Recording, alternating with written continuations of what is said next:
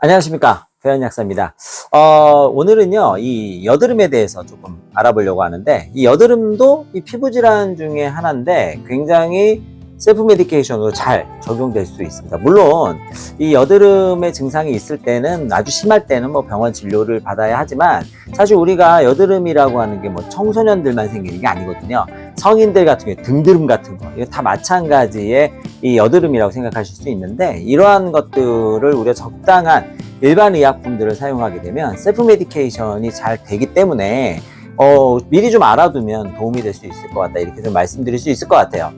그러면 이 여드름이 왜 생기는지부터 우리가 생각해 봐야 되는데, 이 여드름이라고 하는 건 결국은 피지가 많이 분비되기 때문이고, 분비된 피지가 충분히 제거되지 않음으로 인해서 여드름을 생성시키는 이 보통 프로피오니 아크네라고 하는 이 균인데, 이 균이 증식을 하게 되면서 여드름을 일으키게 된다는 거죠.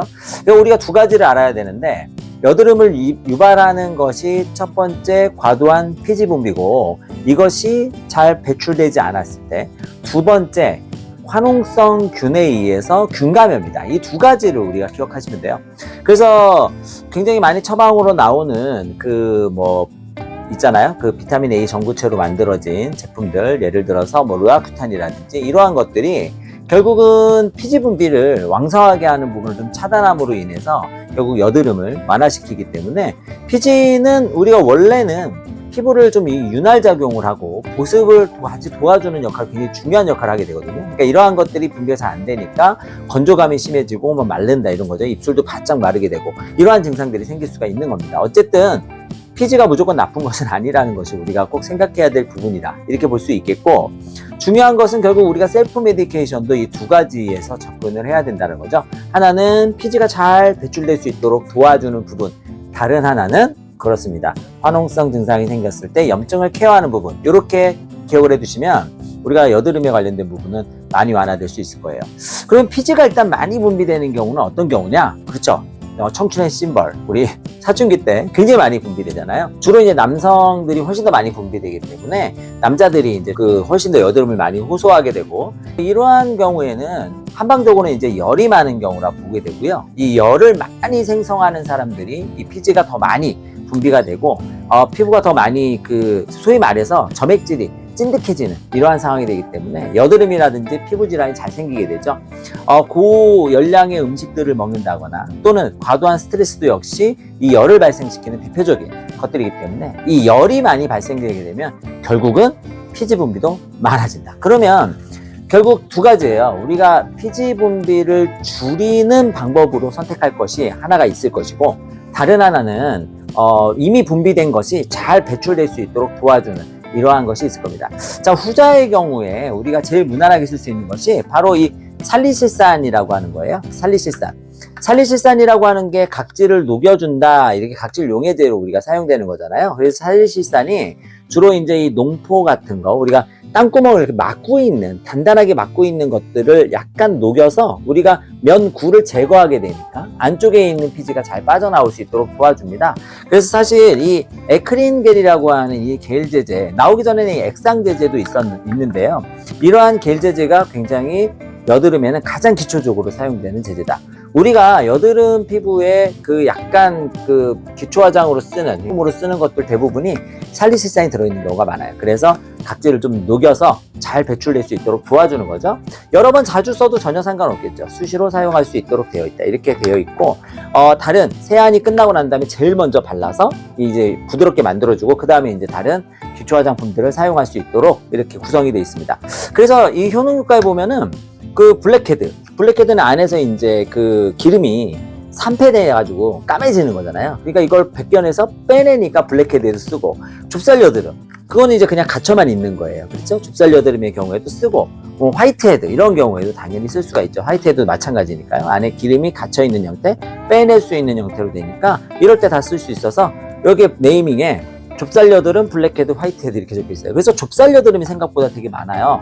그래서 저희 약국에 이게 전면에 배치되어 있는데, 생각보다 이렇게 보시다가 가져가시는 경우가 많더라고요. 써보고 나면 재구매도 굉장히 잘 됩니다. 왜냐하면 액상은 약간 자극적인데 이 겔은 자극이 좀 덜하거든요. 쓰기가 되게 편해요. 그래서 액상보다는 저는 겔을 조금 더 많이 권해드리는 편이다. 이렇게 보시면 됩니다. 자, 이렇게 먼저 제거를 했잖아요. 그러면 많이 생기지 않도록도 좀 했으면 좋겠다. 그리고 평상시에 스트레스도 많이 받고 찬 것도 잘 먹고 열이 굉장히 많아. 그러면 이 열을 가라앉혀주는 제제를 써야 되는데, 이 열을 가라앉혀주면서 피부 소통을 원활하게 해줄 수 있는 일반의 약품이 있습니다. 그것이 무엇이냐? 바로 방풍통선상이라는 약입니다. 방풍통선상은 원래는 이 배가 이만큼 크고요, 막 이렇게 대사성 질환이 있는 사람들에게 사용하는 제제인데요. 이게 원래 안에 열이 굉장히 많아서 이 열로 인해서 이 여러 가지 내 몸에 있는 영양 성분들이나 조직이 마르고, 그 다음에 이러한 것들로 인해서 다양한 염증 반응이 생길 때 사용하는 제제로 알려져 있습니다. 이 방풍통선산에 들어가 있는 굉장히 중요한 마왕이라든지 현계방풍, 이러한 처방들이 들어가 있는데, 이 처방들이 주로 어떠한 역할을 해주냐면 피부를 열어서 소통을 원활하게 해줘요. 그래서 피부가 호흡할 수 있도록 도와주는 기능을 하게 되죠. 그렇기 때문에 일단 피부를 잘 소통시켜줘서 피부가 좋게 만들어주는 역할을 하게 되고, 뿐만 아니라 이 방풍통선산에는 석고라든지 길경, 이러한 것들이 염증을 가라앉히면서 열을 제어해주고, 대왕이라든지 망초, 이러한 것들이 들어있어서 변을 잘 보게 해줌으로 인해서 이 장에서부터 발생하는 다양한 염증 물질도 완화시켜줍니다. 즉 한방적으로는 열을 가라앉혀주는 역할을 하게 되죠. 그래서 내가 평상시 열이 굉장히 많아서 피지가 너무 많이 생겨, 이러한 것들을 좀 제어해주는 목적으로 방풍통선산을 충분히 사용할 수가 있습니다. 체형이 배가 나오고 건실한 경우, 그리고 약간 비만형 체질이면 더더욱이나 잘 어울릴 수 있는 제제고, 변비가 평상시에 있는 경우라면 더더욱이나 잘 어울릴 수 있죠. 물론 정확한 사용은 단골 약국의 약사님과 꼭 상의해 보시는 것을 부탁 말씀드리면서, 방풍통선산이 많은 분들이 비만약으로 알고 있지만 비만뿐만이 아니라 이렇게 안에 있는 열을 가라앉히고, 뿐만 아니라 염증 반응을 다양하게 제어할 수 있는 용도로도 쓸 수 있다는 점을 기억해 주십시오. 당연히 피부 질환의 염증성 질환에도 방풍통선산을 쓸 수 있는데요. 이 제제가 다래끼라든지 피부 염증, 아토피 같은 경우에도 사용할 수 있다는 이러한 증례가 있습니다. 그래서 특히 다래끼 같은 경우에는 이 다래끼가 일반적으로 안에서 발생하는 염증 질환하고 연관이 많아서 이럴 때 굉장히 효과가 좋다는 얘기도 있으니까, 우리 환자분들께서 또는 이 지금 영상을 시청하고 계시는 약사님들께서도 관심을 많이 가져주시면 좋겠습니다. 자, 만약에 염증이 실제로 생겨버렸어요? 그러면 이제 이거를 화농을 좀 가라앉혀줘야 되잖아요. 염증을 가라앉혀주는 방법으로는 크게 두 가지를 쓸 수 있는데, 아까도 말씀드렸다시피 결국은 이것이 균이기 때문에 이 균을 제어할 수 있는 항균제, 즉 항생제 등을 사용할 수 있는 방법이 있겠고, 또 다른 한편으로는 염증 자체를 완화해주는 방법을 쓸 수 있겠습니다. 염증을 완화해주면서 세균의 제어를 어느 정도 도모해줄 수 있는 것이 바로 이 제제죠. 그래서 에코논 크림이라고 해서 이 에크린 라인이에요. 그 동아제약의 이 라인인데, 이 라인 중에 하나가 여기 들어있는 이부브로펜 피코놀이라는 성분이 염증, 항염 작용이 강하게 있으면서 균을 어느 정도 제어할 수 있는 작용을 갖게 됩니다.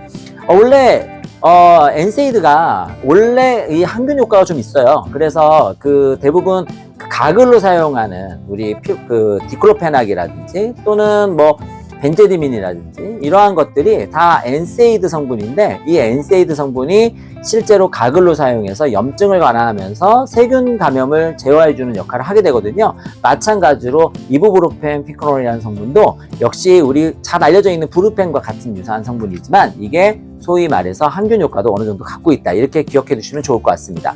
때문에 염증 질환과 세균 감염을 동시에 완화시켜 줄 수 있기 때문에 이 에코논 크림 같은 경우에는 빨갛게 염증이 생기거나 약간 누렇게 농이 잡혀 있는 경우에도 사용할 수가 있게 됩니다. 그래서 이 에크린 겔로 이 농포를 제거하고 그 다음에 염증을 완화하는 목적으로 이 에코논 크림을 사용하면 굉장히 여드름 케어에 도움이 될 수 있겠다, 이렇게 볼 수 있겠고요. 만약 세균 감염이 조금 더 과하게 일어나고 있는 상황이라면 이 항염 진통제만 갖고는 좀 부족할 수 있겠죠. 이때는 항생제 연고를 사용하는 것도 추천해 드릴 수가 있습니다.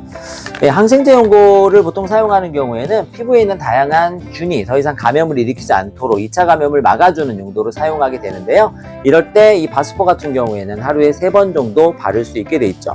우리 항균제, 특히 항균요법으로 쓰는 것이 유명한 게 이 후시딘하고 마데카솔 유명하잖아요. 이 후시딘과 마데카솔은 바르는 횟수가 이 바스포랑 다르다는 거 혹시 알고 계신가요?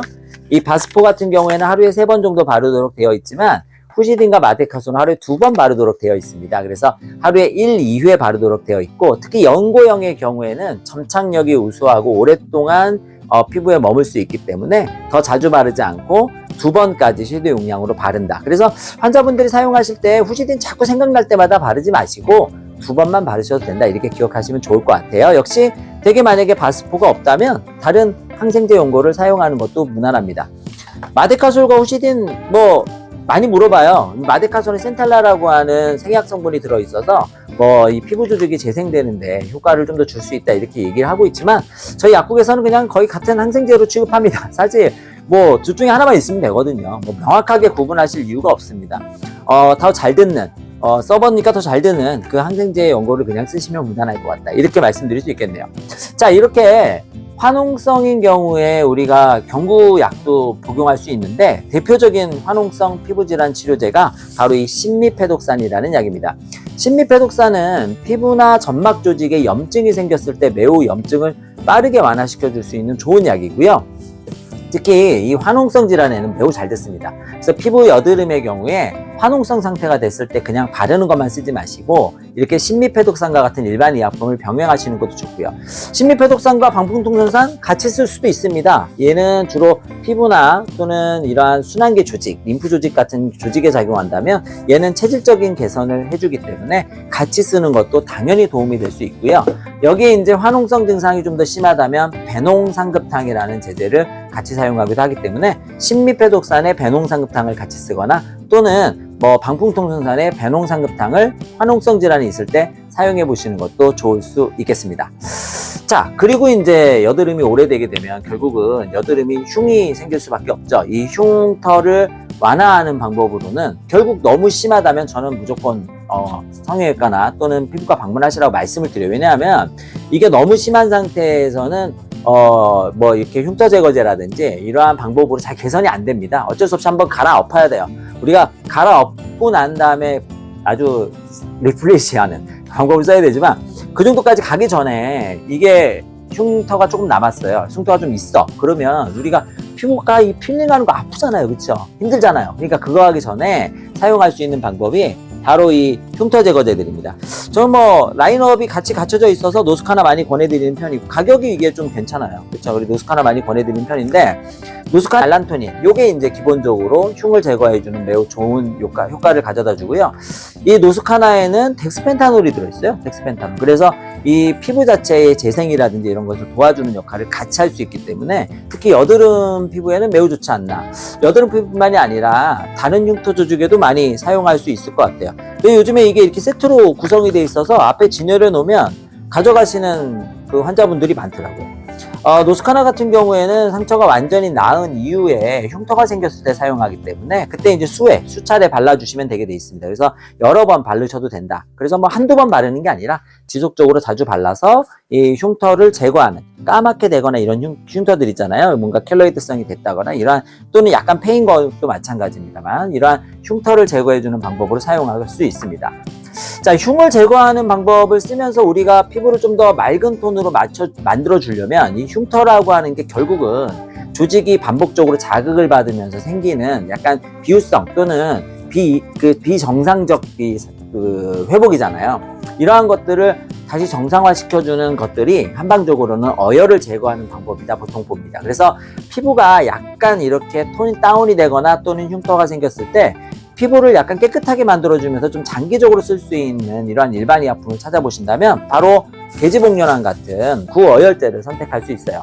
물론 계지복연환에 의인 같은 걸 섞어서 보통 여드름에도 많이 사용합니다. 만성적인 좁쌀 여드름이나 이러한 경우에 계지복연환과 의인을 같이 쓰면 의인이 이제 이 피부가 과하게 증식되는 것을 막아주는 역할을 하게 되면서 계지복연환이 순환을 잘 되게 도와주는 역할을 하거든요. 그래서 이렇게 같이 쓰기도 하고 계지복연환 같은 경우에는 다른 구어혈제와 같이 쓰는 경우도 많아서 당귀수산이나 또는 도액승기탕 또는 아까 보여드렸던 방풍통선산 같은 제제와도 같이 잘 쓸 수가 있는 제제죠. 어쨌든 중요한 건 이 성분들이 이 제제들이 결국은 이 혈의 순환을 정상적으로 도와주고 조직에 쌓여있는 다양한 노폐물들을 잘 배설되게 도와주게 하면서 피부를 톤업 시켜줄 수 있다는 거예요. 그래서 일본에서는 단기자격산과 계지복년을 섞어서 그 여성분들이 약간 얼굴이 톤 다운이 되거나 또는 이렇게 피부가 약간 트러블이 많거나 또는 거칠어지는 경우에 이러한 경우에 장기적으로 복용하는 그러한 일반 의약품으로 사용하고 있기도 합니다.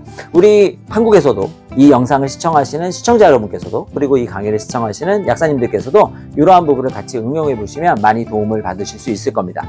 자, 피부에 화농성 질환이 좀 자주 생기고 다시 피부가 리플렛이 되기 위해서는 당연히 피부가 좀 재생이 잘 돼야 되잖아요. 이러한 재생을 도와줄 수 있는 것들이 바로 비타민 C. 비타민 C는 역시 콜라겐이라든지 이런 걸 합성을 도와주고요. 그리고 비타민 B군, 특히 비타민 B5라든지 이러한 성분들이 매우 도움이 되기 때문에 피부에 뭔가 트러블이 자주 생기신다면 비타민 B 복합제 고단위 제제를 사용하시면서 그리고 비타민 C를 같이 공급해 하시는 것도 매우 도움이 될 수 있습니다. 비타민 C를 공급하면서 피부 쪽에 약간 톤업을 시켜주실 때는 아미노산을 같이 공급하는 게 좋죠. 그래서 복합 아미노산 제제를 같이 쓰시는 것도 콜라겐을 형성하는 데 매우 도움이 돼요. 자, 우리가 콜라겐을 형성하려면 결국은 글라이신이라든지 프롤린, 하이드록시 프롤린 이러한 아미노산이 필요한데 이러한 아미노산을 콜라겐 자체로 공급하시는 것도 뭐 아주 낮은 분자량의 제제면 도움이 될 수 있겠지만 그냥 복합 아미노산 제제, 고단위 제제를 쓰시는 것도 도움이 됩니다. 물론 이러한 아미노산이 단순히 피부만 좋게 만드는 것이 아니라 전신에 있는 여러 가지 활력을 증가시켜 줄 수 있고 뭐 근육을 생성시킨다거나 우리 몸에 있는 조직을 다 양성하는데 아주 도움이 많이 되기 때문에 특히나 이러한 아미노산 제품들을 사용해 보시는 것도 매우 도움이 될 수 있을 것 같다. 이렇게 정리를 좀 해드리고요. 그 외에도 뭐 다양한 미네랄이라든지 이런 걸 같이 쓰시는 것도 도움이 될 수 있겠지만 오늘은 딱 여드름 쪽에 포커싱을 맞춰서 말씀을 좀 드려봤습니다. 항산화제 빼먹을 뻔했네요. 비타민 C를 위시로 하는 항산화제를 쓰는 것도 매우 좋은데 항산화제는 결국 과잉한 염증 반응을 차단해주는 역할을 하게 되죠. 그래서 식물성 플라보노이드가 많이 들어있는 항산화제를 같이 겸해 보시는 것도 매우 좋을 수 있고요. 거기에 이제 비타민 E라든지 이러한 것들을 쓰는 것도 좋지만 비타민 C를 반드시 기억하셔야 된다. 비타민 C는 보통 저는 이렇게 말씀드려요. 과잉으로 너무 쓰실 필요는 없다. 보통은 하루에 2000에서 3000ml 정도 드시면 무난하다 이렇게 말씀을 드립니다. 그래서 보통 뭐 3000ml짜리면 하루에 한 포 정도 이렇게 드셔도 되시고 만약에 우리가 1000ml짜리를 드신다 그러면 하루에 두세 알 정도를 드시면 무난하겠다 이렇게 좀 말씀을 드려볼 수 있겠네요. 자, 오늘은 여드름에 사용할 수 있는 이런 외용제라든지 또는 드실 수 있는 한약제제까지 그리고 우리가 추가로 보충할 수 있는 보충제까지 말씀을 드려봤습니다. 우리 여드름으로 고생하시는 시청자분들 도움이 많이 되셨기를 바라면서 또 이제 약국에 여드름 환자들이 많이 오는 약국이라면 약사님들께도 도움이 되셨기를 바라면서 오늘 강의를 마치겠습니다. 저는 다음 시간에 또 재밌는 내용으로 찾아뵙겠습니다. 감사합니다.